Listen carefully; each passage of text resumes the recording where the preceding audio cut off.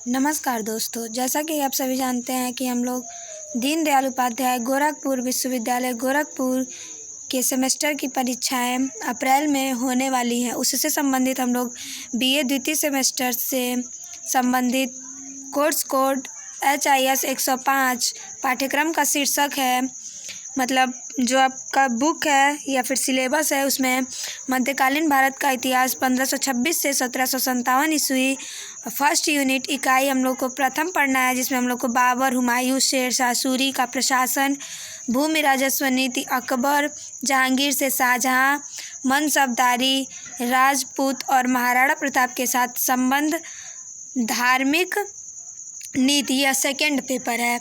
अगर आप लोगों ने फर्स्ट पेपर से संबंधित चारों यूनिट को नहीं देखा है तो आप लोग मेरे चैनल पर जाकर ज़रूर देखें, और अगर आप चैनल पर नए हैं तो चैनल को लाइक, शेयर और सब्सक्राइब करना न भूलें और नोटिफिकेशन ऑन कर लें, ताकि अगर मैं कोई भी वीडियो डालूं तो आपके पास सबसे पहले पहुंचे और आप लोग अपनी परीक्षा की तैयारी अच्छे तरह से कर सके और अच्छे अंकों से उत्तीर्ण हो।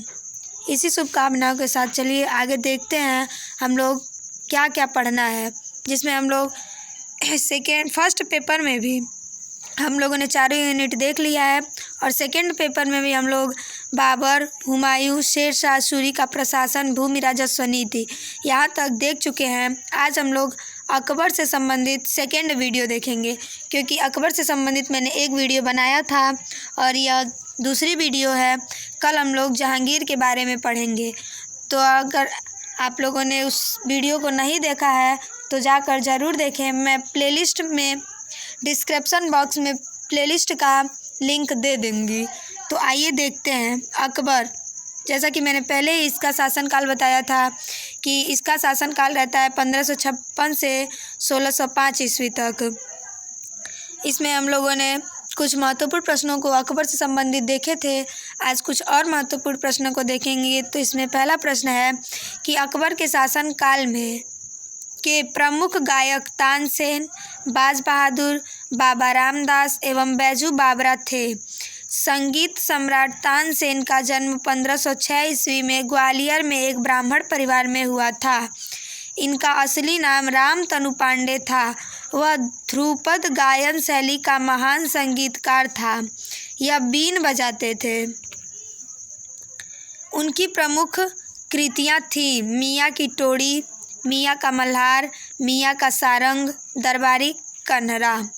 यहाँ से महत्वपूर्ण प्रश्न बनता है कि अकबर के शासनकाल में कौन कौन रहता था। तो उसमें प्रमुख थे तानसेन, बाज बहादुर, बाबा रामदास और बैजू बावरा। तानसेन सबसे महत्वपूर्ण है, और इसके बचपन का असली नाम पूछता है तो रामतनु पांडे होगा, और यह बीन बजाने में सबसे ज़्यादा माहिर था। दूसरा प्रश्न है, यहाँ यह भी बहुत महत्वपूर्ण प्रश्न है, हर परीक्षा में आपकी पूछा जाता है कि कंठाभरण वाड़ी विलास की उपाधि अकबर ने किसे दी थी। तो कंठाभरण वाड़ी विलास की उपाधि अकबर ने तानसेन को दी थी। तानसेन अकबर के दरबार में आने से पूर्व रीवा के राजा रामचंद्र के राजाश्रम में थे। तीसरा प्रश्न है, अकबर के काल में स्वामी हरिदास भी एक महान संगीतज्ञ थे। यह वृंदावन में रहकर भगवान की उपासना करते थे। एक मत के अनुसार हरिदास तानसेन के गुरु थे, जबकि कुछ विद्वान हरिदास एवं तानसेन दोनों को मान सिंह तोमर का शिष्य बतलाते हैं। यह भी प्रचलित है कि हरिदास का गाना सुनने के लिए अकबर को उनकी कुटिया पर जाना पड़ा, क्योंकि इन्होंने अकबर के दरबार में जाने से मना कर दिया था। इनका कहना था कि वह केवल अपने भगवान के लिए ही गाते हैं, दरबार से उनका कोई सरोकार नहीं है। सरोकार का मतलब होता है संबंध। चौथा प्रश्न है, दास्तान ए अमीर हमजा हमजानामा प्रसिद्ध अरबी महाकाव्य के नाम से भी प्रसिद्ध है।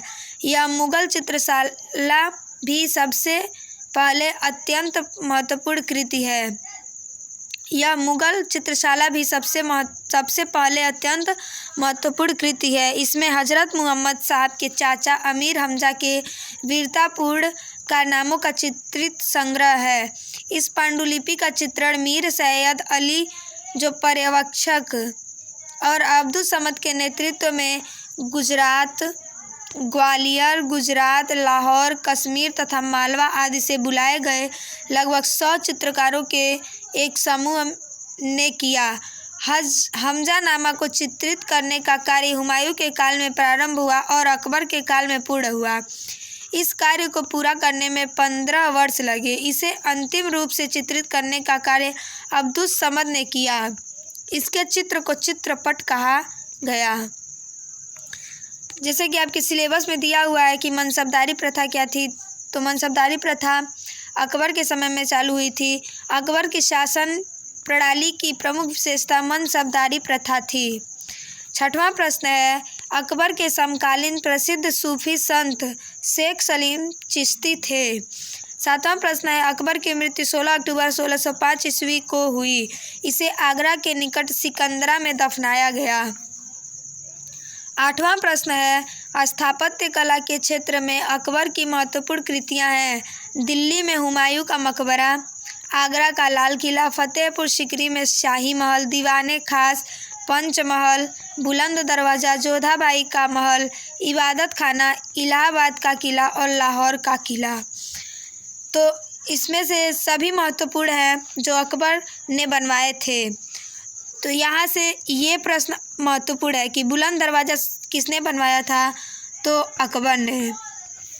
9वां प्रश्न है, अकबर के दरबार को सुशोभित करने वाले 9 रत्न थे। पहला अबुल फजल, जिनका कार्यकाल 1551 से 1602 था। दूसरा फैजी 1547 से 1595, तानसेन, बीरबल 1528 से 1583, टोडरमल, राजा मान सिंह, अब्दुल रहीम खान खाना, फ़कीर अजीउद्दीन और मुल्ला दो प्याजा। तो यहाँ से भी प्रश्न बनता है कि अकबर के दरबार में कितने लोग रहते थे, तो अकबर के दरबार को सुशोभित करने वाले 9 रत्न थे। कौन कौन थे? अबुल फजल, फैजी, तानसेन, बीरबल, टोडरमल, राजा मान सिंह, अब्दुल रहीम खान खाना, फ़कीर अजीउद्दीन और मुल्ला दो प्याजा। 10वां प्रश्न है, अबुल फजल का बड़ा भाई फैजी अकबर के दरबार में राजकवि के पद पर आसीन था।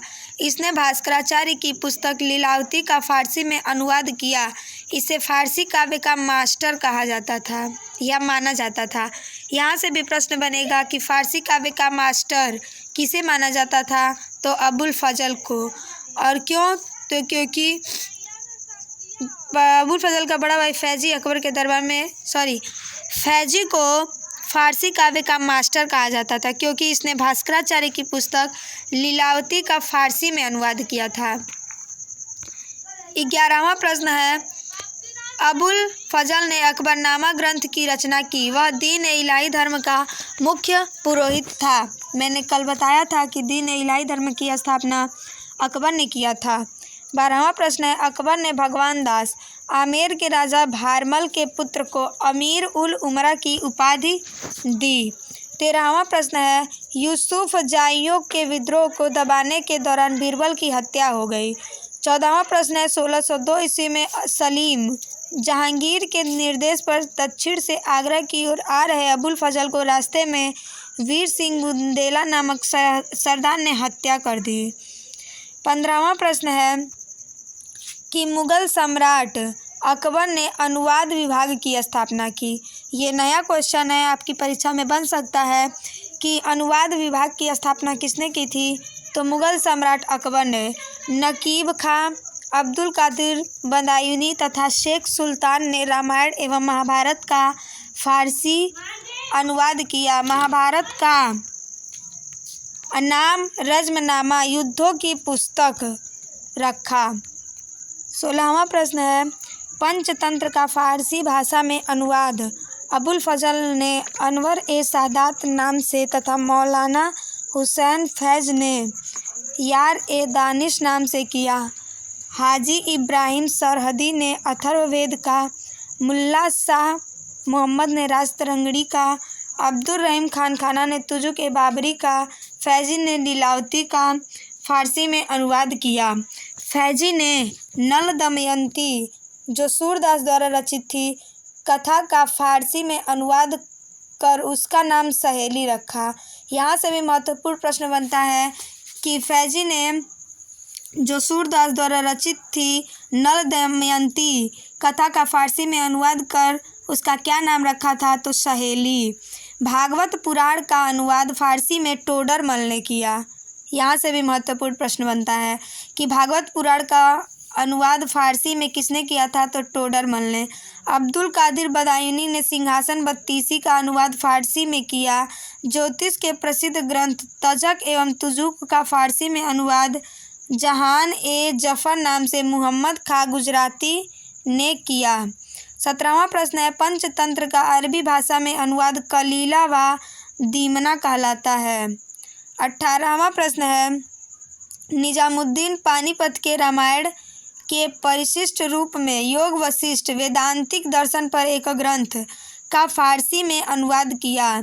19वां प्रश्न है अकबर के काल को हिंदी साहित्य का स्वर्ण काल कहा जाता है। यहाँ से भी प्रश्न बनता है कि हिंदी साहित्य का स्वर्ण काल किसे कहा जाता है, तो अकबर के काल को।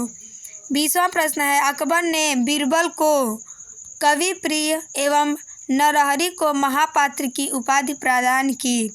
21वां प्रश्न है कि बुलंद दरवाज़ा का निर्माण अकबर ने गुजरात विजय के उपलक्ष्य में करवाया था।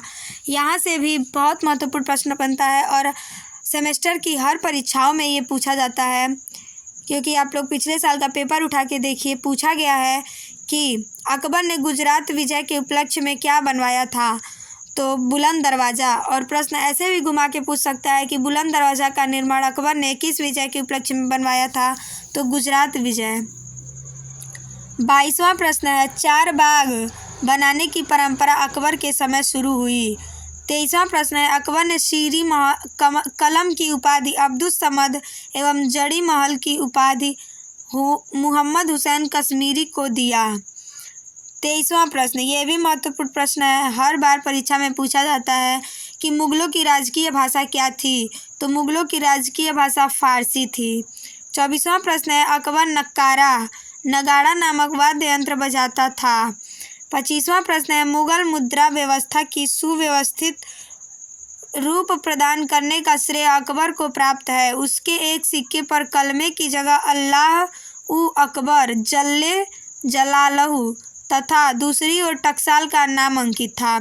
उसके चांदी के एक अन्य सिक्के के एक भाग पर धनुर्धारी राम और राम के पीछे सीता की प्रतिमाएं अंकित हैं और ऊपर राम शीस शब्द अंकित है। तो यहाँ से भी प्रश्न बनता है। 26वां प्रश्न है अकबर ने असीरगढ़ के विजय की स्मृति में अपने सिक्कों पर बाज की आकृति अंकित करवाई। यहाँ से भी महत्वपूर्ण प्रश्न बनता है कि अकबर ने किस विजय की स्मृति में अपने सिक्कों पर बाज की आकृति अंकित करवाई, तो असीरगढ़ का विजय।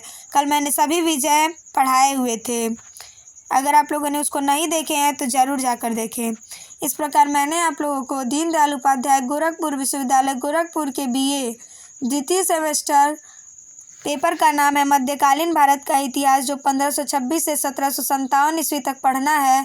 उसमें हम लोग फर्स्ट पेपर जो 1206 से 1526 ईस्वी तक था उसको हम लोग पढ़ चुके हैं। उसमें 4 यूनिट था और चारों यूनिट से संबंधित मैंने सभी महत्वपूर्ण प्रश्न आपकी परीक्षाओं के लिए बनाया हुआ है। तो आप लोगों ने नहीं देखा है तो ज़रूर देखें।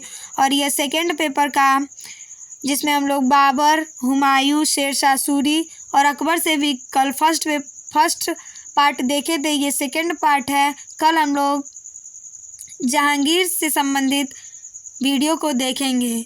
तो आप लोगों ने अगर मेरे चैनल को लाइक, शेयर और सब्सक्राइब किया नहीं किया है तो ज़रूर कर लें, ताकि आप लोग अपनी परीक्षा अच्छे से उत्तीर्ण कर सके। इसी शुभकामनाओं के साथ नमस्कार।